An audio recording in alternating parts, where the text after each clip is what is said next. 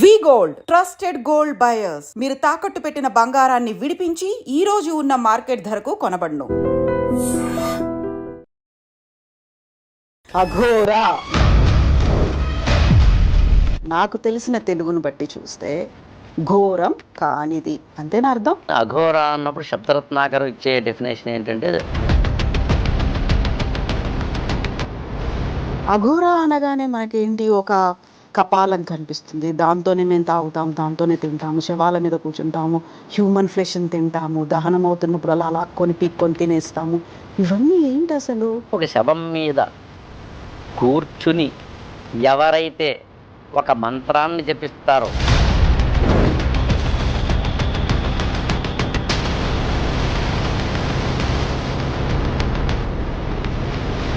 ఇవన్నీ మీకు చెబుతున్నాను, ఎక్స్ప్లెయిన్ చేస్తున్నాను అంటే, కుంభమేళ అయితే కనిపిస్తూ ఉంటారు, హిమాలయాల్లో ఉన్నారని, మన తెలుగు వాళ్ళు కూడా ఉన్నారా, అఘోరాలు నాగసాధులు అనేది కూడా వినిపిస్తుంది. కాబట్టి వారిని నమ్మడం అనేది వ్యక్తిగతం, నమ్మి మోసపోవద్దని చెప్పడం మన అభిమతం. ఎలా?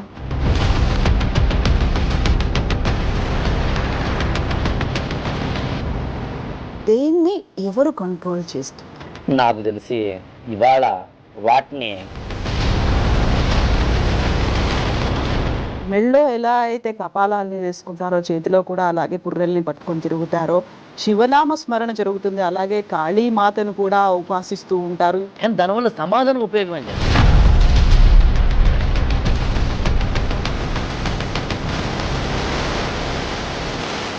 వాళ్ళు మనుషుల మధ్యలో తిరగరు, మన సమాజంలో ఉండరు, ఎక్కడో దూరంగా శ్మశానంలోనో హిమాలయాల్లోనో ఎక్కడో ఉంటారు. మరి మన మధ్యలో తిరుగుతున్నటువంటి వాళ్ళని ఏమనాలి? మన మధ్య తిరుగుతున్న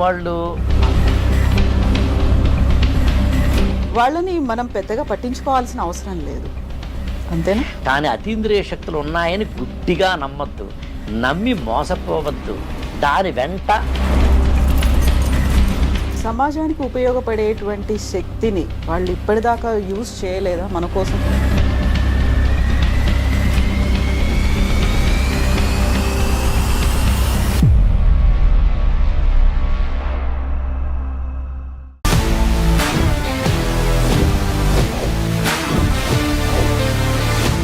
నమస్తే, వెల్కమ్ టు ఐ డ్రీమ్ అవి ఇవి విత్ ఆకెళ్ళ ఆన్ అఘోరాస్. ఆకెళ్ళ గారు నమస్కారం. నమస్తే అండి. అఘోరా నాకు తెలిసిన తెలుగును బట్టి చూస్తే ఘోరం కానిది అంతేనా అర్థం? మామూలుగా అయితే అంతే అర్థం. మామూలుగా న్యాయం అన్యాయం, న్యాయం కానిది ఎలా. కానీ అఘోర అన్నప్పుడు శబ్దరత్నాకర్ ఇచ్చే డెఫినేషన్ ఏంటంటే, మన అర్థం ఏంటంటే ఇంతకన్నా ఘోరం లేనిది అని. అయితే రెండు రకాలుగా ఉంది, కంప్లీట్ కాంట్రాస్ట్ మీనింగ్ అనేది, నిర్వచనం అనేది కూడా. ఇంతకన్నా ఘోరం ఇంకేం లేదు, ఏముండదు. ఘోరం అంటే సంస్కృతంలో భయం అని అర్థం కూడా ఉంది, అందుకని అఘోరము అంటే భయం లేనిది అని. అందుకని అఘోర అనే పదానికి లెక్సికల్ మీనింగ్ ఏంటి అన్నప్పుడు, ఇంతకన్నా బీభత్సం, ఇంతకన్నా భయానకం, ఇంతకన్నా రౌద్రం, ఇంతకన్నా అంటే ఇక నేను చెప్పాలి మించి మరేం లేదు, మించేం లేదు. అయితే ఇప్పుడు రెండు రకాలుగా చూసుకున్నప్పుడు అఘోరా అనగానే మనకేంటి, ఒక కపాలం కనిపిస్తుంది, దాంతోనే మేము తాగుతాము, దాంతోనే తింటాము, శవాల మీద కూర్చుంటాము, హ్యూమన్ ఫ్లెష్ని తింటాము, దహనం అవుతున్నప్పుడు అలా లాక్కొని పీక్కొని తినేస్తాము. ఇవన్నీ ఏంటి అసలు? యాక్చువల్గా ఏంటంటే, ఈ అఘోర అనే కాన్సెప్ట్లో ఇందాక మీరు చెప్పినట్టుగా దిగంబరంగా ఒళ్ళంతా విభూతి రాసుకుని, రుద్రాక్ష మాలలు ధరించి, చాలా చాలా రింగులు అంటే కపాలాలు చేతిలో పట్టుకొని, ఏదో ఇక నాలుక మీద కత్తులు వాటి పెట్టుకుని, తర్వాత కోసేసుకుని, శవాల మీద కూర్చొని వాటి మీదనే భోజనం చేసి, ఇంకా చెప్పడానికి మనము కొంచెం అసభ్యంగా, అసహ్యంగా, జుగుప్సావహంగా అనిపించేవి కూడా. అందులోనూ మళ్ళీ తాంత్రికతలో మనం దైవపరమైన వాటిల్లో కూడా వీటిని పెట్టడం, పంచమకారాలు లాంటి వాటిలో భాగంగా. సో ఇదంతా ఒక బేభత్స రసప్రధానంగా ఉంటుంది అనేది మాత్రం తాత్పర్యం. ఇవన్నీ తాంత్రికము అవుతుంది, వామాచారము అవుతుంది. యాక్చువల్గా మామూలుగా కొంచెం అక్కడ డీటెయిల్గా చెప్పాలి అంటే, దక్షిణాచారము, వామాచారం ఉంటాయి. భారతదేశంలో ఒక సెక్షన్ ఆఫ్ పీపుల్ ఆది నుంచి కూడా ఈ వామాచారాన్ని అంటే ఇలా మనం మాట్లాడుతున్న ఏదైతే ఆ టిపికాలిటీస్ ఉన్నాయో వాటన్నిటిని ఆచరించే ఒక సెక్షన్ ఆఫ్ పీపుల్ ఉంటారు. ఈ వామాచారం అనగానే మనకి ఇందాక మనందరం చెప్పుకున్న బీభత్సం ఇట్లాంటివన్నీ స్పష్టంగా ఉంటాయి.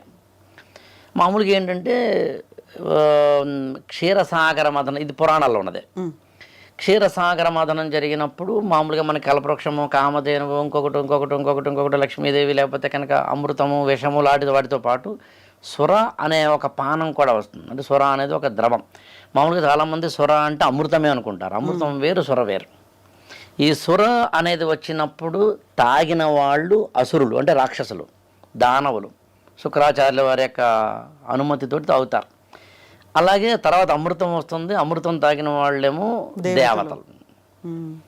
ఈ అమృతం తాగిన దేవతల యొక్క ఆచారాలన్నీ దక్షిణాచారంగాను, సురాపానం చేసిన అసురులు, రాక్షసులు, దానవులు తాగినవన్నీనేమో వామాచారంగాను చెప్పబడతాయి. అందుకే మీకు వామాచారంలో అన్నీ అశుచాలే, అశౌచాలే, అసభ్యాలే అక్కడ కావలసినవి. అంటే వామాచారానికి సంబంధించిన పుస్తకాలు కనుక యామళ, ఉడ్డీస, భూత, డామర లాంటి దాదాపు 64 పుస్తకాలు ఉన్నాయి. 64 పుస్తకాల్లో మళ్ళీ సబ్సెక్షన్స్ అంటే ఇంకా వాటి మీద వచ్చిన పుస్తకాలు చూస్తే దాదాపు ఒక 1008 పుస్తకాలు ఓన్లీ అని వామాచారం మీద ఉన్నాయి. వాటన్నింటిలో చెప్పే తాత్పర్యం వన్ కాన్సెప్ట్లో చెప్పాలి అంటే శుచిగా చేస్తే తప్పు అక్కడ. అంటే మామూలుగా ముతకగా ఉంటూ చాలా అంటే శుచిగా, శుభ్రంగా, పవిత్రంగా చేస్తానంటే తప్పు. మడికట్టుకు చేస్తానంటే తప్పు. అక్కడ మద్యం, మాంసము, మత్స్యము అంటే చేప, ముద్ర, మైథునం అనే పంచమకారాలతోటి కూడిన విధి విధానాలు ఉండాలి.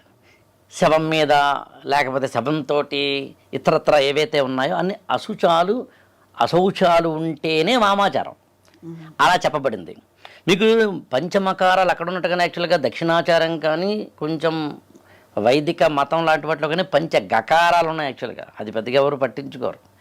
పంచగకారాలు అంటే గోవు అంటే ఆవుని పూజించు, గోవిందుడు అంటే కృష్ణుని ఆరాధించు, గాయత్రి మంత్రాన్ని జపించు, తర్వాత వచ్చేసి గంగా నది అందులో స్నానించు. అన్నిటికన్నా వీటన్నిటితో పాటు ఉన్న అసలైనది ఏంటి అంటే ఇందులో అంటే గోవు, లేకపోతే కనుక గోవిందుడు, లేకపోతే కనుక గాయత్రి, లేకపోతే గంగా నది, వీటన్నిటితోటి కూడిన జీవన విధానాన్ని ఏర్పరచుకున్న వారిని గొప్ప వైదిక హైందవ మతస్థులుగాను లేకపోతే కనుక ధార్మిక ఆచార పరాయణులుగాను చెప్తారు. అదే పంచమకారాలకు వచ్చినప్పుడేమో ఎవరైతే ఇవన్నీ చేస్తారో వారికి వామాచార పరాయణులుగా చెప్తారు. యాక్చువల్గా వారికి కొన్ని సిద్ధులు కలుగుతాయి అని. వారు చాలా అంటే అతీంద్రియ సిద్ధులు కలిగి ఉంటారు. అందులో మళ్ళీ చాలా రకాల యక్షిణీ విద్యని, తర్వాత స్వప్న విద్యలని. మీకు సంస్కృతంలో శ్రీహర్షుడు అని ఒక కవి ఉన్నాడు. ఆయన హర్ష నైషధ కావ్యం రాశారు. మామూలుగా మనకి నలదమయంతులని ఒక కథ ఉంది. అది ఆ నలదమయంతుల కథ ఫేమస్గా ఉన్నది నైషధ కావ్యంలో. ఈ నలదమయంతులకు సంబంధించిన నైషధ కావ్యం రాసిన శ్రీహర్షుడు అదే తెలుగులో శృంగార నైషధం అని చెప్పి శ్రీనాథుడు రాస్తారు.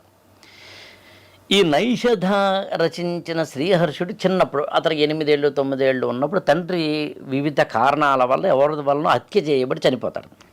వాళ్ళెవరో మోసగిస్తారు. ఆయన తల్లికి ఎప్పటికైనా సరే తన యొక్క భర్తని చంపేసిన వారి మీద కక్ష సాధించాలి అనేది ఆమెకున్న ఒక ఇది. అలా కక్ష సాధించాలంటే ఏం చేయాలి అనుకున్నప్పుడు ఆమె శవ సాధన అని ఈ వామాచారాల్లో ఉంది. శవ సాధన.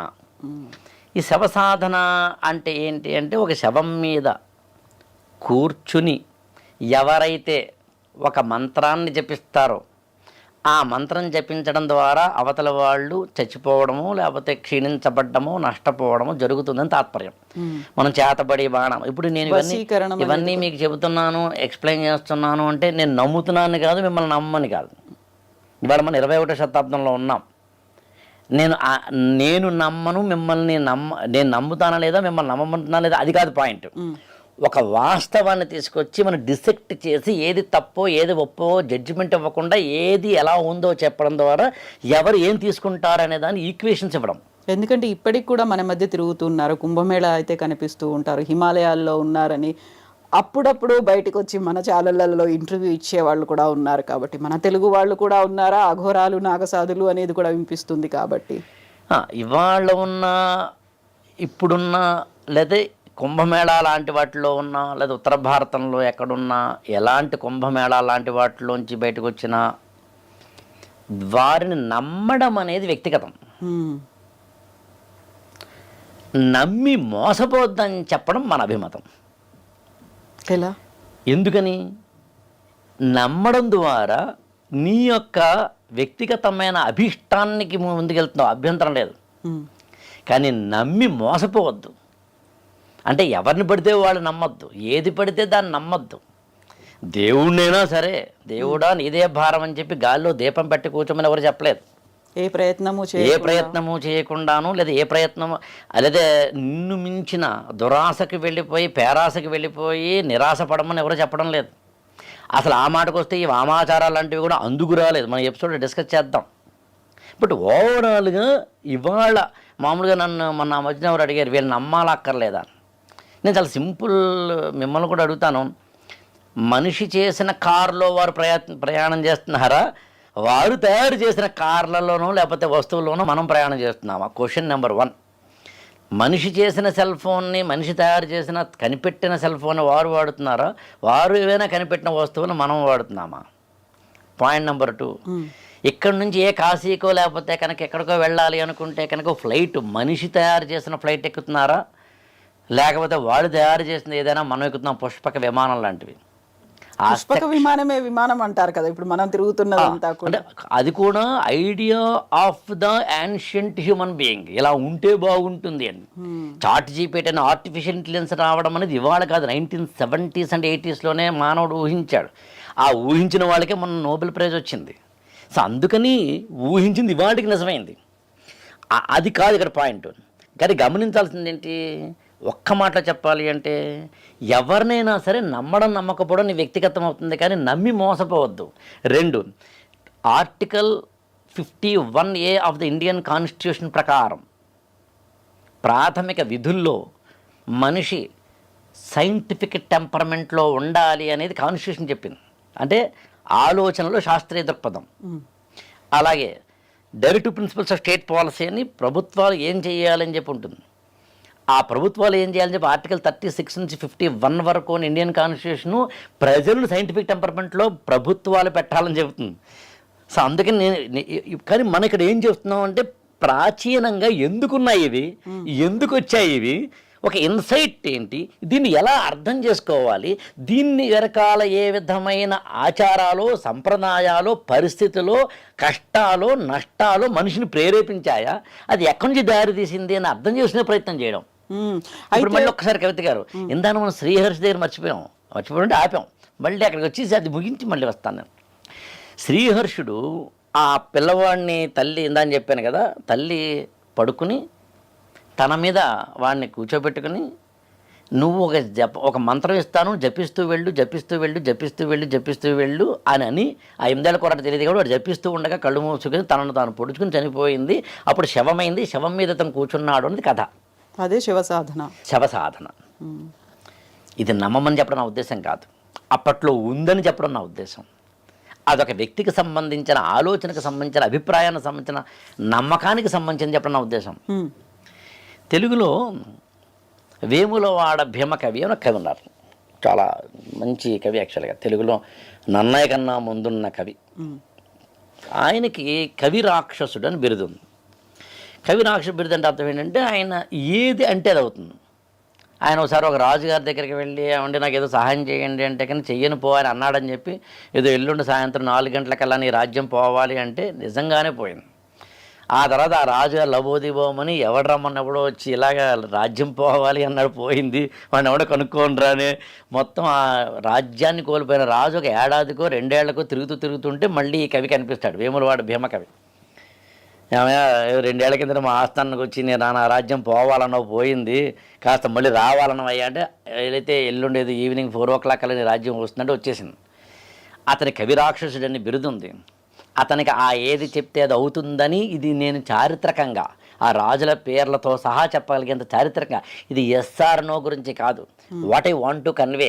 మనం మాట్లాడుతున్న ఇవాళ అతీంద్రియ శక్తుల గురించి ఏదైతే అంటున్నామో, అఘోరాలకు అతీంద్రియ శక్తులు ఉంటాయని ఏవైతే అంటున్నామో, స్వప్న విద్యలు కానీ, యక్షిణీ విద్యలు కానీ, లేకపోతే కర్ణ పిశాచి లాంటివి కానీ, ఇప్పుడు మనం మాట్లాడుతున్న ఈ టైప్ ఆఫ్ అంటే మాట వాక్శుద్ధికి సంబంధించిన విద్యా గోపాల మంత్రాలు లాంటి వాటికి సంబంధించి కానీ, ఇవన్నీ ఆ రోజుల్లో కూడా ఉన్నాయని చెప్పడం నా ఉద్దేశం.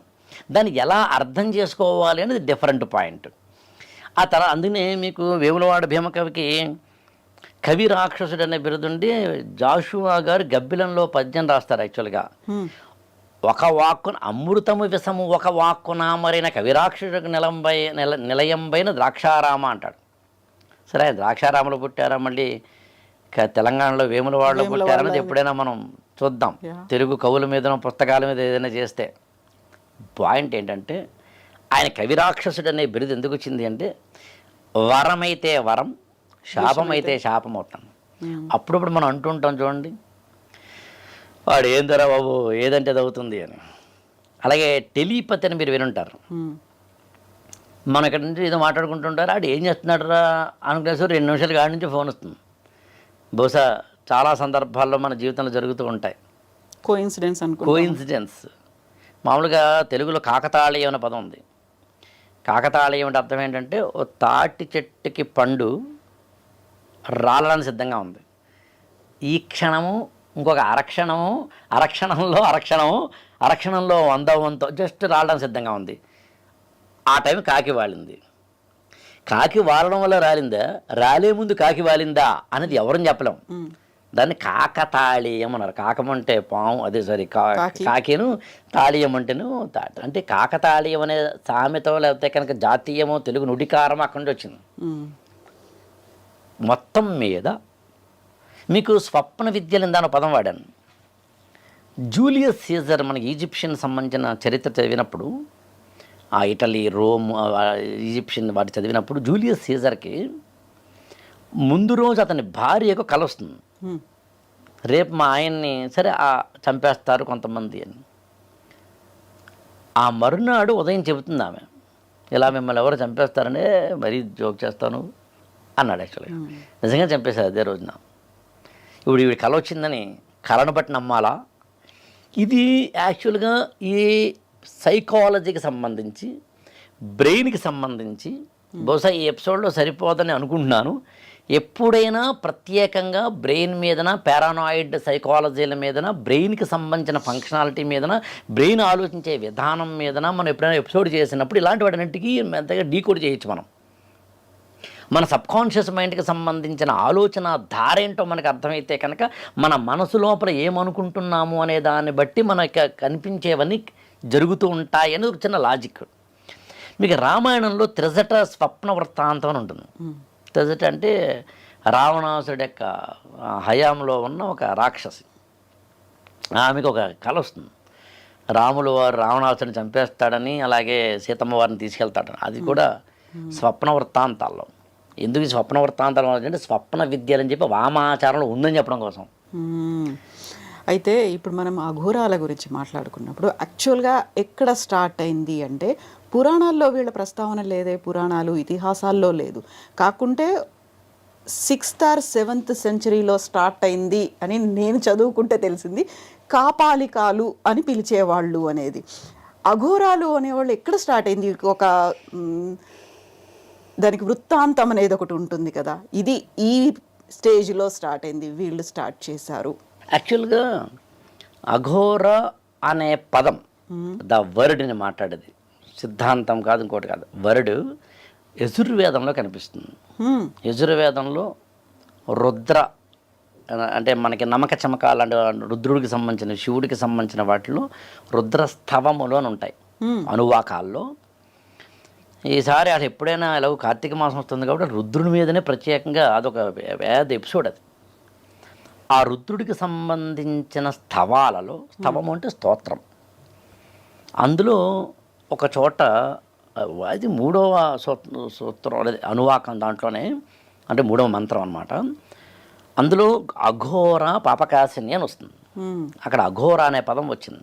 సో అంటే వేదాల్లో పదం పదం ఉంది అంతే తప్ప వేదాలలో ఈ అఘోరాల గురించి లేదు, వీళ్ళ వర్ణన లేదు.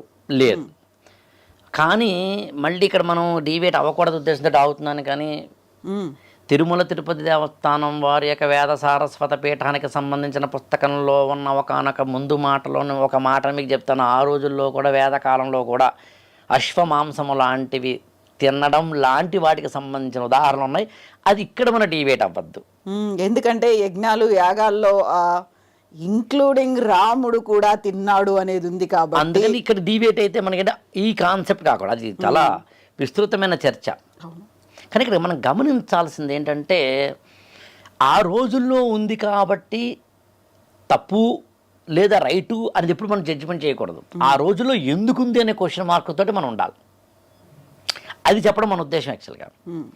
అలా అనుకున్నప్పుడు మీకు ఇందాక నేను చెప్పినట్టుగా యజుర్వేదంలో కావచ్చండి, ఆ తర్వాత ఈవెన్ పురాణాల్లో కావచ్చు, ఇలాంటి వాటిలో కూడా ఈ టైప్ ఆఫ్ అఘోర అనే పదం కాకపోయినా ఇవాళ మనం అంటున్న వామాచారానికి సంబంధించిన ఇందాక మనం మాట్లాడుకున్న మన క్షీరసాగర మతంలోంచి వచ్చిన దక్షిణాచారం వామాచారానికి సంబంధించింది ఏదైతే ఉందో అది పురాణాల్లో ఉన్నదే కదా.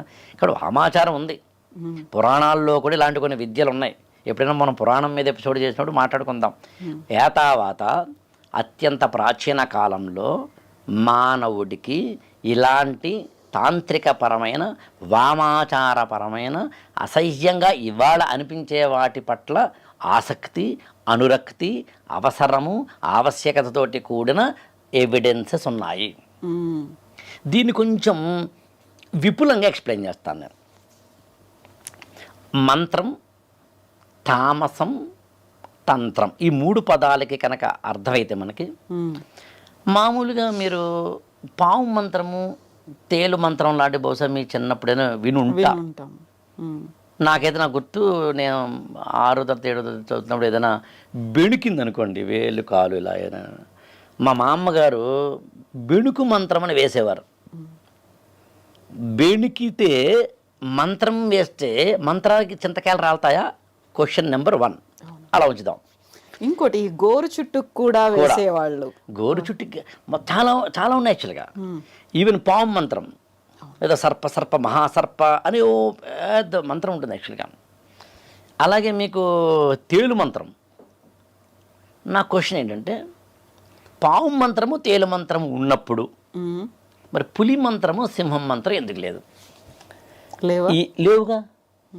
ఏనుగు మంత్రము ఆవు మంత్రము లేదు, గేదె మంత్రము మేక మంత్రము లేదు, కప్ప మంత్రము లేకపోతే కనుక కుక్క మంత్రము పిల్లి మంత్రము లేదు. అంటే ఇవన్నీ మానవుడి చుట్టూ ఉన్న జంతువులే కదా, మన పరిసరాల్లో ఉన్నవే కదా. మరి పాము మంత్రం తేలు మంత్రం ఎందుకు వచ్చింది? విచిత్రం చెప్తాను మీకు. ఆవులకి జబ్బులు చేస్తాయి కదా, అంటే మనం ఏమంటాం దాన్ని క్యాటిల్ అంటాం ఇంగ్లీష్లో. అంటే ఆవులు, గేదెలు లాంటి వాటికి ఏమైనా విపరీతమైన మనకి జబ్బులు చేయడం లాంటివి జరుగుతూ ఉంటాయి. అప్పుడు మనం ఇండియాలో కూడా హఠాత్తుగా కొన్ని ఏరియాల్లో కొన్ని మామూలుగా మనకి ఎలా అయితే మంకీ పాక్స్ లాంటిదో ఇంకొకటి ఎలాగైతే ఉంటుందో అట్లా. మరి ఆ రోజుల్లో ఆవులకు కనుక ఏదైనా విపరీతమైన వ్యాధులు వస్తే ఆవు మంత్రాలు ఉండేవి. ఆవు వ్యాధి నివారణ మంత్రాలు ఇవి. ఆవు మనల్ని కరిస్తే కాదు, ఆవు జబ్బు చేస్తే అని. ఇదంతా ఎందుకు చెప్తున్నానో చెప్పడానికన్నా ముందు ఇంకొకటి చెప్తాను మీకు. చిన్నప్పుడు మీరు ఆటలమ్మ లాంటి పదాలు విన్నారా? మనం మసూచి, చికెన్ పాక్స్, స్మాల్ పాక్స్ లాంటి వాటి ఆటలమ్మ. వెరీ చిన్నప్పుడు, చాలా చిన్నప్పుడు, మరి మీరు అది ఎప్పుడన్నా ఎక్స్పీరియన్స్ అయ్యారో తెలియదు. నా చిన్నప్పుడు ఆటలమ్మ లాంటివి వచ్చినప్పుడు డాక్టర్కి వెళ్ళడం కన్నా అమ్మవారి దగ్గరికి, మాంత్రికుడి దగ్గరికి, ఊర్లో ఉన్న వారి దగ్గరికి వెళ్ళేవారు. తర్వాత ఇవాళ వెళ్తున్నారా? ఇవాళ కూడా వెళ్తారు. ఎవరైనా బాగా బాగా బాగా రిమోట్ ఏరియాస్లో ఉన్నవారు వెళ్తారు. కాస్త తగ్గింది కదా. ఇప్పుడు చూడండి, అత్యంత ప్రాచీన కాలంలో ఎప్పుడో ఆ రోజుల్లో మనిషికి ఎప్పుడైతే తన చుట్టూ ఉన్న వాతావరణానికి సంబంధించిన ప్రభావాలను చూసుకున్నప్పుడు అర్థం కానప్పుడు ఏం చెయ్యాలో తెలియనప్పుడు, అంటే పాములో లేకపోతే ఇంకొకటో కరిచినప్పుడు కరవడానికి గల కారణాలు ఏంటో అర్థం కానప్పుడు, ఇది కరవడం వలన ఏదో చనిపోవడమో లేదో వ్యాధో వస్తుందని తెలుసును, దాని నుంచి బయటపడేందుకు అతీంద్రియ శక్తిని ఒక దాన్ని నమ్మడాన్ని మొదలుపెట్టాడు. ఒక రెమెడీ ఏదో ఉంది అనేది. ఎగ్జాక్ట్లీ. అంటే తన యొక్క లాజిక్కి అందని దాన్ని తన లాజిక్ తోటి, అంటే ఇల్లాజిక్ దానికి ఇల్లాజిక్ మందు వేసుకోవడం తప్ప చేసిందేం లేదు. అందులో అత్యంత ప్రాచీన కాలంలో ఆదిమ మానవుడిగా కనిపించేవారు ఏం చేశారు అంటే పాము మంత్రమని, జర్రి మంత్రమని, లేదా తేలు మంత్రమని, ఇట్లాంటి మళ్ళీ విషానికి సంబంధించినవే ఉన్నాయి. ఇందాక మరి పాము మంత్ర పులి మీదకి వస్తుంటే మంత్రం ఏంటంటే క్రూర జంతువు, అది మంత్రం వేసే లోపు మనం అందుకని కామన్ సెన్స్ ఇక్కడ. అలా అనుకున్నప్పుడు మీకు మరి ఎప్పుడైనా విన్నారో తెలియదు కానీ దారిద్ర్య విద్రావణ స్తోత్రం ఒకటి ఉంది. విశ్వేశ్వరాయ నరకాంతకతారణాయ కరుణామృతాయ శశేఖర ధారణాయ కర్పూర కాంతి ధవళాయ జటాధరాయ దారిద్ర్య దుఃఖ దహనాయ నమశివాయ అని. మీకు ఎప్పుడైనా డబ్బులు కావాలనుకుంటే పొద్దునే లేచి ఇప్పుడు నేను చెప్పింది దాదాపు ఒక 8x4 వాక్యాలుగా ఉన్న స్తోత్రం ఇది చదవండి, డబ్బులు వస్తాయి. ఇది నమ్మకానికి సంబంధించింది. ఆ రోజేనా? ఆ రోజు కాదు, రోజును. ఓకే, ఇది నమ్మకానికి సంబంధించింది. ఇది నమ్మకానికి సంబంధించి. I repeat every time. అలాగే మీకు చిన్నప్పుడు ఎప్పుడైనా చూసారా, వర్షం బాగా పడి ఉరుములు మెరుపులు బీభత్సం అయిపోతున్నప్పుడు ఒక మంత్రం చదవమని, అర్జున ఫల్గుణ పార్థ కిరీటి శాతవాహన బీభత్సే విజయకృష్ణ సవ్యసాచి ధనుంజయ. ఎందుకు ఇవన్నీ చెప్పానంటే, తన చుట్టుపక్కల ఉన్న వాటిల్లో ఓ పాము కానీ, తేలు కానీ, ఒక ఉరుము కానీ, మెరుపు కానీ, వాన కానీ, వరద కానీ, పంట పోవడం కానీ, పశువులే పోవడం కానీ జరిగినప్పుడు వాటి వెనకాల ఉన్న శాస్త్రీయత అర్థం కాని మానవుడికి బహుశా దీని వెనకాల ఇంకొకటి ఏదో శక్తి ఉందనే ఒక నమ్మకం, ఆ శక్తిని నేను కనుక ఫైట్ చేయాలి అంటే నేను కూడా ఇంకొక శక్తిని సముపార్జించుకోవాలి అనే ఉద్దేశంతో మంత్రాలను తీసుకురావడం జరిగింది. ఈ మంత్రాలు ఇంకొంచెం ఎక్స్టెన్షన్ అయితే తామసాలు. మల్లికార్జున పండితుడు అని తెలుగులో కవి ఉన్నారు. మల్లికార్జున పండితుడు అనే కవి ఆయన ఏంటంటే రోజు ఉదయం లేచి శివుడికి సంబంధించిన పూజలు చేసినప్పుడు ఆ శైవ ఆరాధనలో ఆయన పూజ అయిపోయిన తర్వాత మహిమలు చూపించేవాడని. ఒకరోజు ఒక భక్తుడు తన ఇంట్లో రాత్రి పడుకున్నప్పుడు వస్తువులు, పూజా సామాగ్రి అక్కడ ఉంటుంది, వీడు పడుకున్నాడు, అనుకోకుండా కాలుతో తన్నాడు. అరే శివుడి పూజా సామాగ్రిని నేను తన్నానా అని అయిపోయింది, కాలునే కట్ చేసుకున్నాడు. తల్లిదండ్రులు అబోదిబం అన్నారు. ఆ మర్నాడు ఈ కాలు నేను ఈ వ్యక్తిని మల్లికార్జున పండితుడి దగ్గర తీసుకెళ్ళారు. ఆయన ఉదయమే అంతా దాదాపు 7-8 గంటల పాటు పూజ చేసిన తర్వాత బయటకు వస్తుంది. ఆ నూనె పూజకి సంబంధించి ఉపయోగించి నూనెతోటి ఈ కాలుతోటి ఎలా అంటే కాలు వచ్చింది అని తాత్పర్యం, అతుక్కుపోయింది అని. నమ్మమంటలేదు నేను, నమ్మకపోవడం నీ ఇష్టం, కానీ ఇది ఒకటి ఉంది అని చెప్పడం నా ఉద్దేశం. ఇలాంటి కథలు క్యాన్సర్ని పోగొట్టడం, మరణించబోతున్న వారిని బతికించడం లాంటి వ్యక్తిగతమైన అనుభవాలు, I repeat this, personal experiences అరవిందుల వారి జీవితంలో కనిపిస్తుంది. అలాంటి పర్సనల్ ఎక్స్పీరియన్సెస్ పరమహంస యోగానంద ఆత్మకథ, ఒక యోగి ఆత్మకథ పుస్తకంలో కనిపిస్తుంది. అలాంటి పర్సనల్ ఎక్స్పీరియన్సెస్ అరవింద్ ఘోష్ రమణాశ్రమంలో, అంటే రమణ మహర్షి వారి యొక్క జీవితంలో కనిపిస్తుంది. కావ్యకంఠ గణపతి ముని వారి యొక్క జీవితంలో కనిపిస్తుంది. రామకృష్ణ పరమహంస వారి జీవితంలో కనిపిస్తుంది. వేమన్న జీవితంలో కనిపిస్తుంది. పోతులూరి వీరబ్రహ్మం జీవితంలో కనిపిస్తుంది. ముమ్మిడివరం బాలయోగి జీవితంలో కనిపిస్తుంది. సత్యసాయి బాబా జీవితంలో కనిపిస్తుంది. ఇలాంటి అర్థం కాని ప్రహేళికలుగా ఉన్న పజిల్స్గా ఉన్న వాటన్నిటిని భారతదేశంలో మనకి తెలిసిన 2-3 ఉదాహరణలు చెప్పుకుంటే మొత్తం విశాల భారతదేశంలో కోనేమే ఎన్ని రకాలున్నాయని తెలుసుకునే ప్రయత్నం మీరు నేను ఇప్పుడు మాత్రమే కాదు మొదటి నుంచి చేస్తున్నారు. అలా చేసిన వాళ్ళల్లో చాలా బాగా చెప్పదగ్గ ఆవిడ మేడం బ్లావిడ్స్కీ. ద సీక్రెట్ డాక్ట్రైన్ అనే పుస్తకాన్ని, ఐసిస్ అన్వీల్డ్ అనే పుస్తకం అనకూడదు యాక్చువల్గా, పుస్తకాలని ఒక్కో దాంట్లో నాకు తెలుసు ఒక 5,000-6,000 పేజీలు ఉంటాయి. అనేంత పెద్ద పుస్తకాలను రాశారు ఆవిడ. మొత్తం భారతదేశంలో ఏం జరిగింది అనే దానికి సంబంధించి, నమ్మడం గురించి కాదు, ఇవన్నీ ఉన్నాయని. కాకపోతే వ్యక్తికి అనుభవైక వేద్యమైనప్పుడు దాన్ని సమాజానికి అప్లై చేయకూడదు. ఎలాగో చెప్తాను మీకు. ఇది నా అనుభవం, నేను అనుభవించాను. నేను చాలా చాలా సందర్భాల్లో ఈ అతీంద్రియ శక్తులకు సంబంధించిన సెమినార్లలో చాలా సందర్భాల్లో నేను ఒకటే ప్రశ్న వేశాను. ఇప్పటికి నా జీవితంలో ఎన్ని సెమినార్లు అటెండ్ అయితే ఏమిటంటే, అది మనకి ఇండియాలో రేర్ డిసీజెస్ ఉంటాయి, వరల్డ్ వైడ్ ఉంటాయండి. ఇండియాలో జెనెటికల్గా కొంతమంది పిల్లలు పుట్టినప్పుడు అంటే వాటికి మెడిసిన్ లేదు, కనీసం ఇంతవరకు లేదు. ఈ అతీంద్రియ శక్తులు కలిగిన, మీరు ఏ పేరుని చెప్పండి, అఘోరాలు అంటారా, యక్షిణీ విద్య కలిగిన వారు అంటారా, శవ సాధకులు అంటారా, వామాచారులు అంటారా, స్వాప్నికులు అంటారా, స్వప్న చింతామణి చదివిన వారు అంటారా, కర్ణపిశాచి చదివిన వారు అంటారా, ఏ పదాలు వాడినా రేర్ డిసీజ్కి రాకుండా చేసే ఒక్క ఔషధం కనిపెడితే చాలు. సంజీవని లాంటిది ఏదైనా ఉందా? చాలు. వ్యక్తిగతం ఎందుకన్నానంటే అది నమ్మకానికి సంబంధించింది. మీరు కావాలంటే చూడండి, ఉదయమే లేచి ఇవాళంతా నాకు మంచి జరుగుతుందని స్టార్ట్ చేయండి, మంచి జరుగుతుంది. విశ్వం సహకరిస్తుంది అంటారు, కాస్మిక్, మళ్ళీ అది law of attraction, sub conscious mind power, ఇవన్నీ వాట్ ఎవర్ ఇట్ మేబీ. విశ్వేశ్వరాయ నరకాంతక తారణాయ అనే దారిద్ర్య విద్రావణ స్తోత్రంలో శక్తి లేదు. ఆ స్తోత్రం చదివితే నాకు డబ్బు వస్తుందనే నమ్మకంలో శక్తి ఉంది. నా యాంటీనా ఓపెన్ అవుతుంది, నా వైఫై ఆన్ అవుతుంది. ఆ రోజు నుంచి నేను డబ్బుల కోసం వెతుకుతూ ఉంటా. This is the logic.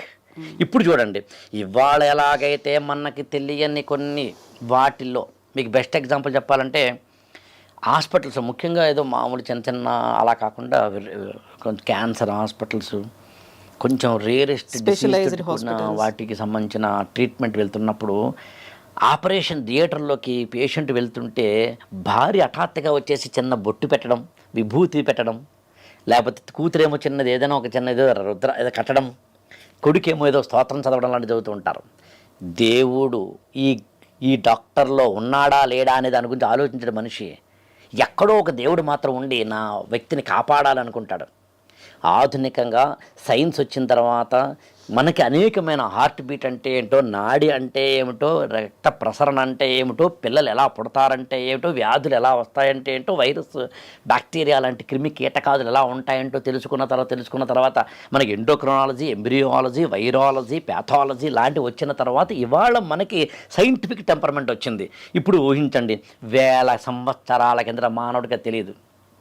అందుకని ఇప్పుడు నేను దాని చెప్పినట్టుగా ఈ టైప్ ఆఫ్ అన్నీ మన యొక్క ఆలోచన ధారల్లోకి, మన పరిస్థితుల్లోకి, మన పరిసరాల్లోకి, మన జీవన విధానంలోకి, ఆచారాల సంప్రదాయాల్లోకి వచ్చినాయి.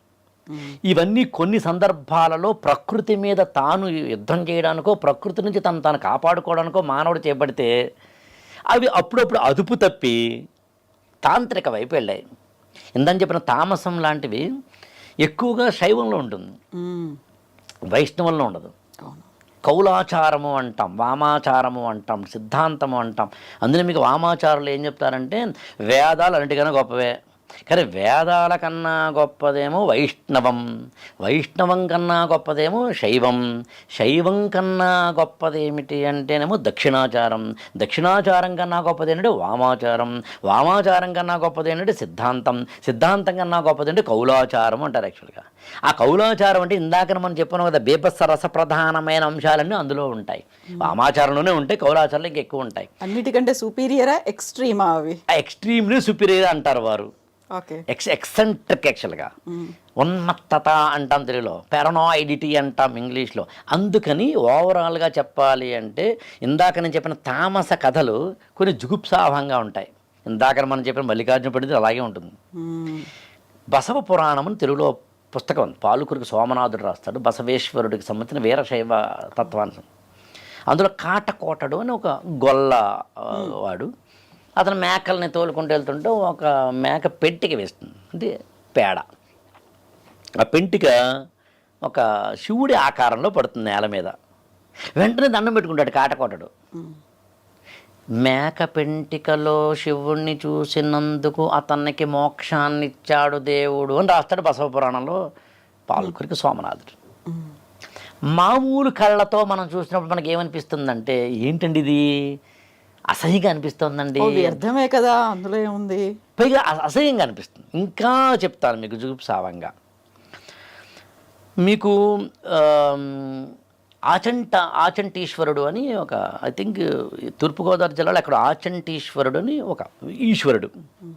ఆ ఈశ్వరుడు ఎలా వెలిసాడు అన్నప్పుడు మీకు ఒక వైశ్యుడు, అంటే ఒక వైశ్యుడు, ఒక వ్యాపారస్తుడు శివరాత్రి నాడు జాగరణ చేసి, ఆ రోజంతా జాగరణ చేసేందుకు రాత్రంతా మెలకుగా ఉండాలి కాబట్టి, ఆ మెలకుగా ఉన్నప్పుడు ఆ లింగోద్భవ కాలం వరకు ఉండాలి కాబట్టి వేశ్య దగ్గరికి వెళ్తాడు.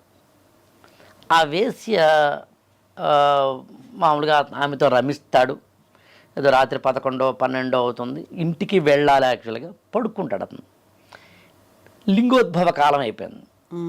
లింగోద్భవ కాలం అయిపోయిన తర్వాత ఏం చేస్తాడు అతను అంటే, ఎప్పుడు ఇంటికి వెళ్ళి స్నానం చేసి శివాలయానికి వెళ్ళి లింగ దర్శనం చేసుకునేంత సమయం లేదు కాబట్టి, నగ్నంగా పడుకున్న ఆ వేశ్య యొక్క స్థనంలో శివలింగాన్ని చూసి దర్శిస్తాడు, నమస్కరిస్తాడు. శివుడు అతని భక్తికి మెచ్చి ఆ చన్నులో ఈశ్వరుని చూశాడు కాబట్టి ఆ చంటీశ్వరుడిగా వెలిసాడు అంటారు.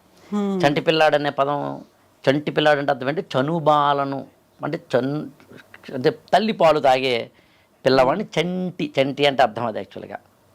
సో అందుకని ఇప్పుడు చెప్పండి, వీటిలోంచి ఇంకా ముందుకెళ్తే ఉచ్చిష్ట గణపతి అని ఉంది. ఇప్పుడు ఇవి చెప్తుంటేనే చాలా మనకి అనిపిస్తోంది.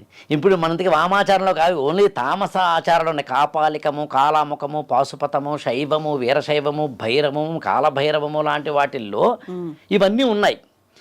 ఇవన్నీ శైవుకి సంబంధించినవే, శివుడికి సంబంధించినవే. మరి ఎందుకున్నాయి ఇవి? ఇంకా ఎక్స్ట్రీమిస్టీ ఇందని చెప్పి ఎక్స్ట్రింట్రిక్గా వెళ్తే ఉన్నదే వామాచారం. అందులో ఉన్నదే మనం ఏం చెప్పిన ఇంకా ఉచ్చిష్ట గణపతి అనేది వామాచారంలోని కౌలాచారంలో అతిపెద్దది యాక్చువల్గా. ఇప్పుడు నేను చెప్పడానికి కూడా అరే వద్దులేండి అనిపించేంత. ఇంకా అలాంటి వాటిని పోల్చుకున్నప్పుడు మనకి ఉన్న ఇతరత్ర కామాఖ్య ఆలయం లాంటి వాటిలో అలాగే అది శాక్తేయంలో భాగం, శక్తిపీఠ, శక్తికి సంబంధించిన దాంట్లో. ఇందాక చెప్పిన స్వప్న విద్యలు కావచ్చు, యక్షిణీ విద్యలు కావచ్చు, ఇతరత్ర ఏవైతే ఉన్నాయో అవన్నీ వామాచారంలో. ఇవన్నీ ఒక్క మాటలో చెప్పాలి అంటే అత్యంత ప్రాచీన కాలంలో మనిషికి ప్రకృతిలో ఏం జరుగుతోందో అర్థం కానప్పుడు, ఎందుకు వస్తున్నాయో వరదలు, ఎందుకు వస్తున్నాయో వానలు, ఎందుకు వస్తున్నాయో రోగాలు, ఎవరికి ఏం జరుగుతోందో, ఎవరెప్పుడు మరణిస్తున్నారో, ఎవరెప్పుడు జన్మిస్తున్నారో తెలియని కానుక పజ్లింగ్లా ఉన్న వాతావరణంలో మనిషి తనను తాను ఆత్మవిశ్వాసం అనే జోన్లోకి, లేకపోతే కనుక భయంలోంచి బయటపడేందుకు ఏర్పరచుకున్నవి మంత్రము, తామసము, లేకపోతే కనుక తంత్రం. కానీ అసలు మీరు ఆశ్చర్యపోతారు, మంత్రం అంటున్నాం కదా, మంత్రం అంటే ఏంటి మీనింగు? మననం త్రాయతి ఇది మంత్ర. మననం చేయడం ద్వారా, ఇంకా మననం చేయడం ద్వారా జరిగేది నిన్ను రక్షిస్తుంది. త్రాయతి అంటే రక్షించడం. త్రా అనే అక్షరం ఎక్కడైనా వస్తే రక్షించేదని అర్థం. పున్నాంనో నరకాత్ త్రాయతి ఇది పుత్ర అన్నారు. అలా మంత్రము అంటే మననం త్రాయతి ఇది మంత్ర. నువ్వు బాగా బాగా బాగా బాగా బాగా బాగా జపిస్తే నీకు మంచి చేస్తుంది అని. తంత్రం అంటే ఏంటి? త్రాయతి ఇది మంత్ర. త్రాణము అంటే మామూలుగా మీరు శిరస్త్రాణం అనే పదం విన్నారా? హెల్మెట్ అంటాం. ఈ నెత్తి మీద పెట్టుకునే త్రాణం అంటే కవచం. నిన్ను కవచంలా కాపాడే తంత్రం, నిన్ను మననం చేస్తే రక్షించేది మంత్రం అని అర్థం. అందుకని మానవుడు అత్యంత ప్రాచీన కాలంలో ప్రకృతి నుంచి తనను తాను కాపాడుకోవడానికి చేసిన ప్రయత్నాలు ఏమైనా ఉన్నాయంటే అవి మంత్రం కావచ్చు, తామస విద్యలు కావచ్చు, తామస ఉపాసన కావచ్చు, తామస పూజలు కావచ్చు. ఇందాక నుంచి మనం చెప్పుకున్నట్టుగా ఒక్క మాటలో చెప్పాలి అంటే ఈ తాంత్రిక విద్యలు కావచ్చు. ఈ తాంత్రిక విద్యలు లాంటి వాటికి సంబంధించిన ఎక్స్టెన్షన్స్ అఘోరాలు లాంటివి కావచ్చు. ఇవన్నీ ఎప్పుడు పుట్టాయి అని మీరు అడిగారు. కాస్త అటు ఇటుగా క్రీస్తు పూర్వం 4వ శతాబ్దం ఆ ప్రాంతం నుంచి పుట్టాయి.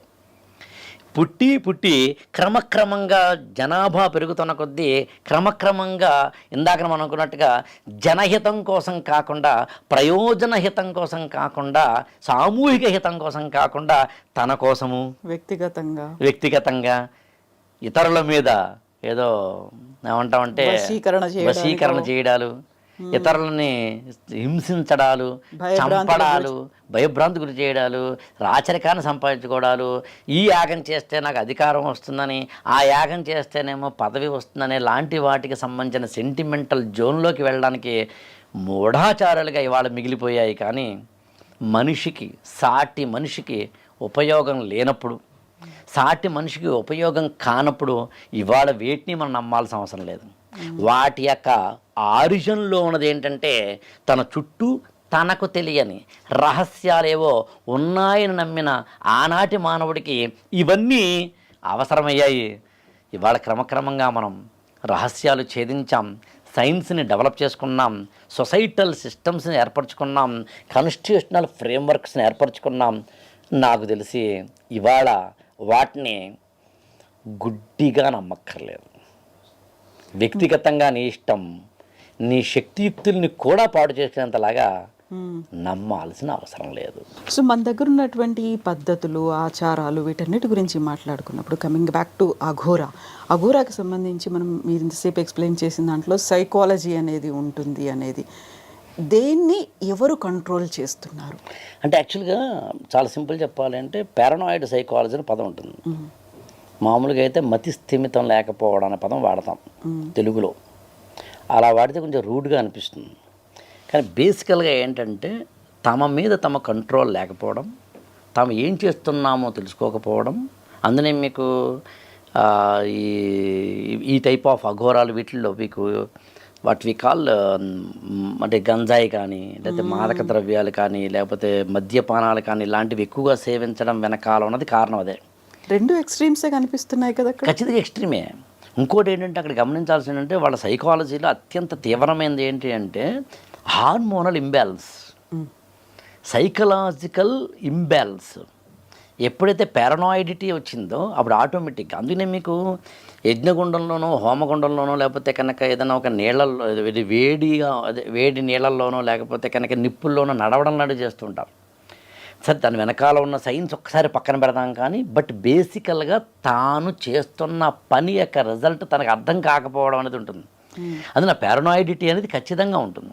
ట్రాన్స్లో వెళ్ళిపోవడం, ఖచ్చితంగా ట్రాన్స్జెండెన్స్ అంటారు దాన్ని, ఇల్యూషన్ అంటాం, డెల్యూషన్ అంటాం, డిజనయన్స్ అంటాం. ఇవన్నీ ఖచ్చితంగా వాళ్ళలో ఉంటాయి. డినౌన్స్మెంట్ అంటాం. ఇవన్నీ ఏ పదాలు వాడినా తిరిగి ఏంటి అంటే తమ మీద తమ కంట్రోల్ లేకపోవడం. అయితే ఇప్పుడు అఘోరా గురించి మాట్లాడుకున్నప్పుడు ఇవన్నిటికీ అతీతంగా దైవత్వం లేకుండా ఒక శక్తి ఉపాసకులుగా వాళ్ళు కనిపించడం అనేది, మెళ్ళో ఎలా అయితే కపాలాల్ని వేసుకుంటారో చేతిలో కూడా అలాగే పుర్రెల్ని పట్టుకొని తిరుగుతారో, శివనామ స్మరణ జరుగుతుంది, అలాగే కాళీమాతను కూడా ఉపాసిస్తూ ఉంటారు. ఇవన్నీ కూడా సో ఇప్పుడు మనం మాట్లాడుకున్నటువంటి ఈ అంశానికి పక్కన పెడితే దీన్ని ఎలా చూడొచ్చు ఈ ఎక్స్ట్రీమ్ని? అంటే ఒకటండి, ఇప్పుడు ఏదైనా కానీ ఈ ఎక్స్ట్రీమ్స్ ఉండేది మాత్రం ఎలాగో శాక్తేయంలోనూ లేకపోతే కనుక శైవంలోనే. కాబట్టి వీళ్ళు ఖచ్చితంగా వాళ్ళ వేషధారణ కానీ వస్త్రధారణ కానీ అవన్నీ కూడా శైవతత్వమే ఉంటాయి. లేదా శ్మశానపరమైన లేదా బీభత్సపరమైన అంశాలే ఉంటాయి. వారికి అతీంద్రియ శక్తులు ఉన్నాయి అంటే వారికి సంబంధించిన వ్యక్తిగతంగా ఉంటే ఉండవచ్చేమో కానీ సమాజహితంగా మాత్రం లేవు. సమాజానంతటికి ఉపయోగపడే, సమాజానంతటిని ప్రభావితం చేసే రూపంలో మాత్రం లేవు. వారు వ్యక్తిగతంగా ఇప్పుడు మనం ఏదైనా ఒక మహిమ చేశారనుకుందాం, మహిమ అనేది వ్యక్తిగతం. అది మనం చూస్తున్నాం, మనకి చాలా అస్టానిష్డ్గా అనిపిస్తుంది, మనకు చాలా గొప్పగా అనిపిస్తుంది. కానీ దానివల్ల సమాజానికి ఉపయోగమే లేదు. సమాజానికి ఉపయోగం లేనప్పుడు ఓకే, అదొక సెక్ట్, ఒక సెక్షన్ ఆఫ్ పీపుల్, ఒక సెక్ట్గా దాన్ని గౌరవించడానికి తప్పేం లేదు. సమాజానికి ఉపయోగపడేటువంటి శక్తిని వాళ్ళు ఇప్పటిదాకా యూజ్ చేయలేదా మన కోసం? ఎక్కడేమో నేనైతే వినలేదు, మరి మీరు విన్నారేమో చెప్పాలి. యాక్చువల్గా ఇప్పుడు ఒక ఆనకట్ట కట్టేయచ్చు కదా. ఇప్పుడు ఎవరో ఒక ఆనకట్ట కడుతుంటే ఒక ఒక ఒక ఒక ఒక నది మీదనో దేని మీదనో వాళ్ళు సింపుల్ కట్టేయచ్చు కదా. చంద్రమండలం మనం ఎంత ఇస్రో కష్టపడాల్సిన అవసరం లేకుండా వెళ్ళొచ్చు కదా. సూక్ష్మ శరీరం అని వామాచారంలో ఒకటి ఉంది యాక్చువల్గా. ఉన్నా అది కేవలం వ్యక్తిగతమైన అనుభవాలకు సంబంధించి, దాన్ని పదే చెప్పాను, అదొక పర్సనల్ ఎక్స్పీరియన్స్ సంబంధించింది మాత్రమే, వ్యక్తిగత అనుభవానికి సంబంధించింది మాత్రమే. ఇప్పుడు అఘోరాల వాళ్ళ ఆహార్యం కావచ్చు, వ్యవహారాలు కావచ్చు, ఇవన్నీ కూడా కామన్ మ్యాన్, లేకుంటే మనం ఇప్పటిదాకా చూసినటువంటి సాధు సంతులు కావచ్చు, లేకుంటే యోగులు మునులు చేసినటువంటి వీటన్నిటికీ ఎంటైర్లీ డిఫరెంట్ ఉంటుంది.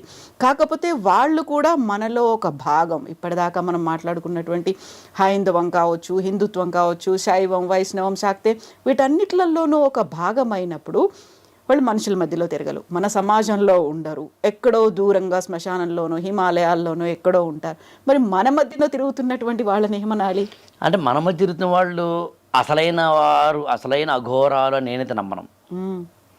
మన మధ్యలోకి వచ్చిన వారు లేదా మన చుట్టూ తిరుగుతున్నవారు అఘోరా అని, ఒకవేళ వాళ్ళు నిజంగా అఘోరా అయితే వాళ్ళకి వ్యక్తిగతంగా ఏదైనా అత్యంత శక్తి ఉంటే ఉండనండి. కానీ వాటి వల్ల అదే దాకా ఒక రోగాన్ని తగ్గించడము, ఒకరికి కాదు ఒక వ్యక్తికి అనుభవానికి సంబంధించి ఇందా చెప్పాను మీకు. నాకు ఏదైనా ఒక చిన్న జబ్బు ఏదో చేస్తే దానికి రూట్ కాజ్ నాకు అర్థం కానప్పుడు, మీకు చిన్న ఉదాహరణ చెప్తాను. మా స్నేహితుడు ఒక ఆయన ఆ మధ్యన ఎందుకో తెలియదు రాత్రి వేసరికి పిచ్చి పిచ్చిగా అరవడము, లేకపోతే విపరీతంగా చెమట పట్టేయడము, కింద పడిపోతూ ఉండడము, ఏదో దెయ్యాలు ఇంకోటి వస్తున్నాయనుకోవడం లాంటివన్నీ న్యూరలాజికల్ ప్రాబ్లంలా అనిపించేవన్నీ చేశారు. దానికి ఏంటో అర్థం కాక ఏదో తాయెత్తులు ఇంకొకటో లేదా XYZ. తర్వాత తెలిసింది ఏంటంటే విటమిన్స్, అందులో బి విటమిన్ బాగా లోపమైతే వచ్చే నరాల బలహీనత, బాగా లోపం వల్ల వచ్చిన చిక్కు అందులోంచి వచ్చింది. ఇదే అర్థం. ఈ విటమిన్ టాబ్లెట్లు వేసుకోవడం, లేదా విటమిన్ ఇంజెక్షన్స్ వేసుకోవడం, లేదా ట్రీట్మెంట్ చేసుకోవడం మొదలుపెట్టాడు. What I want to convey, ఒకవేళ నిజంగా కనుక అతనికి లేదా ఆమెకి ఎప్పుడైనా ఎవరికైనా కానీ ఒక జబ్బో ఇంకొకటో చేసినప్పుడు తమకు కారణం తెలియకపోయినా ఇదిగో ఈ తాయెత్తు కట్టుకోవడం వలన, ఈ అఘోరాన్ని కలవడం వలన, ఈ స్వామీజీని కలవడం వలన, ఇంకొకరిని కలవడం వలన నా జీవితం బాగుపడింది, నా ఆరోగ్యం కాస్త కుదుటపడింది అనుకున్నప్పుడు వ్యక్తిగతమైన అనుభవం మాత్రమే. వ్యక్తిగతమైన అనుభవం కాకుండా సామాజిక హితపరమైన అనుభవాలు ఉంటేనే వారి వల్ల ఉపయోగం. అంత కానంత వరకు పెద్దగా డిస్కస్ చేయాల్సిన అవసరం కూడా లేదు. అయితే ఇప్పుడు మీరు చెప్పిన దాన్ని బట్టి చూస్తే వాళ్ళని మనం పెద్దగా పట్టించుకోవాల్సిన అవసరం లేదు, అంతేనా? వాళ్ళని పట్టించుకోవాల్సిన అవసరం లేదు అనే దానికన్నా వారి యొక్క జీవన విధానాన్ని పరిశోధించు, పరిశీలించు, అర్థం చేసుకో. అది వెనకాల ఉన్న రూట్ కాజులు ఏంటో సైకలాజికల్ గాను, సోషలాజికల్ గాను, హిస్టారికల్ గాను, ఫిలాసాఫికల్ గాను, మతపరంగాను చదువు. కానీ అతీంద్రియ శక్తులు ఉన్నాయని గుడ్డిగా నమ్మద్దు, నమ్మి మోసపోవద్దు, దాని వెంట అనవసరంగా పడద్దు. మీరు ఇలా అన్నారు అంటే మీకు ఛాలెంజ్ చేసే వాళ్ళు కూడా ఉంటారు కదా, మేము ఇలా చేసి చూపించగలం, శపించగలం, నిన్ను చేయగలం, నిన్ను ఇప్పటికిప్పుడు స్పృహ కోల్పోయేట్టు చేయగలం, ఇలాంటివన్నీ వచ్చేస్తాయి కదా. అలాంటి సవాళ్ళు ఈ మధ్యన చూస్తున్నాం. అంటే అది మనం తీసుకునే విధానాన్ని బట్టి ఉంటుందండి. ఇప్పుడు మానసికంగా శక్తి, మానసికంగా బలము ఎంత ఉంది అనే దాన్ని బట్టి ఆధారపడి ఉంటుంది. అది లేనప్పుడు ఖచ్చితంగా మనం వశీకరించబడతాం. దానికోసం స్వామీజీ అక్కర్లేదు. యాక్చువల్గా ఇదంతా మళ్ళీ డిస్కస్ చేయాలంటే వేరే ఏటి కోవూర్ లాంటి వాళ్ళు రాసిన పుస్తకాల్లోంచి ఇక్కడ యాక్చువల్గా ఐ థింక్ సమన్వయం చేసి నేను ముగిస్తాను దీన్ని. అదేంటంటే ఇవన్నీ మోసాల వైపు వెళ్ళిపోతున్నప్పుడు, మూఢ నమ్మకాల వైపు వెళ్ళిపోతున్నప్పుడు ఆపడము మన బాధ్యతే. వీటి వెనకాల ఒక environmental, geographical, historical, religious, apical point of views కూడా ఉన్నాయని అర్థం చేసుకొని స్టడీ చేయమని చెప్పడం కూడా మన బాధ్యతే. ఈ స్టడీ చేయడం అనే దాని అర్థం ఏంటంటే నమ్మమని కాదు, ఇది ఎందుకు వచ్చిందని తెలుసుకోమని. చరిత్ర ఏంటి అనేది సింపుల్ అంతే. గతం నాస్తి కాదు నేస్తం, అది అనుభవాల ఆస్తి అంటాడు శ్రీశ్రీ. అది ఏంటో తెలుసుకుని అందునే గతంలో జరిగిన వాటిని అర్థం చేసుకుని వర్తమానంలో ఉన్న సమస్యలకి పరిష్కారం చూపించి భవిష్యత్తుని బంగారం చేసుకోవడమే ఏ చర్చ అయినా, ఏ స్వామీజీ అయినా, ఏ సాధు సంత అయినా, ఏ అఘోర అయినా, ఏ శాస్త్రజ్ఞుడైనా, ఏ రాజకీయవేత్త అయినా ఎవరైనా చేయాల్సింది. ఇది చేయనప్పుడు మూఢత్వంలోకి వెళ్తే మాత్రం ఏదైనా మూఢత్వమే. సో మనం ఇంతసేపు ఎక్స్ట్రీమ్ గురించి మాట్లాడుకున్నప్పుడు అఘోర అనగానే ఈ మధ్యన వినిపించినటువంటి అవుట్ ఆఫ్ క్యూరియాసిటీ వస్తున్నటువంటి ప్రశ్న, ఎవరైనా అవ్వచ్చా? ఆడైనా మగైనా ట్రాన్స్జెండర్ అయినా ఎవరైనా ఆ సంబంధం లేని వాళ్ళు అసలు హిమాలయాలు కావచ్చు, లేకుంటే శైవం వైష్ణవం శాక్తేయం ఇలా అసలు ఏ సంబంధం లేని వాళ్ళు కూడా అఘోరాలు అవ్వచ్చా, అంటే ఇక్కడ నాగసాధు అవ్వచ్చా? ఏంటంటే పాయింట్ ఏంటంటే ఎవరైనా అవ్వచ్చు అనేది ఎవరు చేస్తున్నారన్న పాయింట్. మనం చూస్తుంటేనే కదా, మనం చేస్తుంటేనే కదా అవుతారు. అవడం గురించి సాధన గురించి ఇక్కడ పాయింట్ కాదండి, చేయబడ్డం గురించి పాయింట్. అదని పెద్దగా ఐ థింక్ కమెంట్ కూడా చేయాల్సిన అవసరం లేదు. సో అది వాళ్ళ వ్యక్తిగత అభిప్రాయం, వ్యక్తిగత నిర్ణయం, వ్యక్తిగత నమ్మకం అంతే. Yes, thank you so much అండి ఆకెళ్ళ గారు. మళ్ళీ మనం ఇంకొక ఎపిసోడ్లో ఇంకో ఇంట్రెస్టింగ్ టాపిక్ సబ్జెక్ట్ గురించి మాట్లాడుకుందాం. Thank you so much. Thank you.